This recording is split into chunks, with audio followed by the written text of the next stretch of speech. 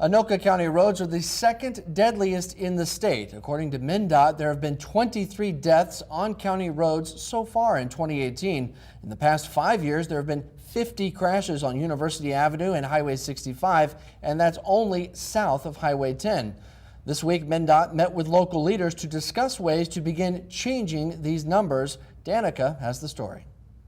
MnDOT officials met with community leaders and lawmakers this week in Columbia Heights to talk about pedestrian safety. We looked at the entire corridor of 47 and 65 from the Anoka-Hennepin County line up to Highway 10. The roads run through several different communities, and the roads change character as they do that. Central Avenue in Columbia Heights looks much different than University Avenue does in Blaine. Because of this, there's not just one solution to look at, but possible different plans at different intersections. We have a myriad of plans, really hitting the 4 E's, what we call them, getting our engineering measures in place, getting emergency medical systems in place, education and enforcement. So looking at it from a holistic view to get some countermeasures to actually improve safety. Some ideas could be enacted tomorrow, while others, if funded, could take years. We can look at increasing the pedestrian walking times, updating the crosswalk markings. Lighting is a huge issue on these corridors. It's dark out there, so making sure that we get enough lighting inside. And then getting all the way to reconstructing roadways, making them more contextually appropriate.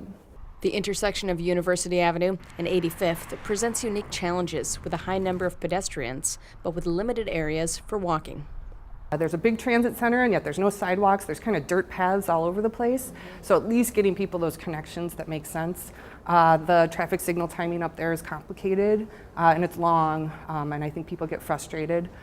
So there's not going to be a ton of easy solutions up there, but combining that with education and enforcement are some of the things we can do to make it better. For now, there are no firm plans, just ideas, since all of these suggestions are unfunded.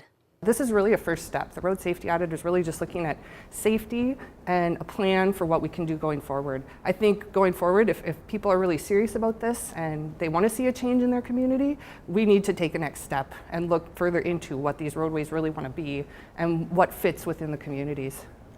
MnDOT leaders encouraged the group to keep meeting and to begin making changes. They hope to have another meeting in January and bring in even more perspectives, including those of the business community and transit users.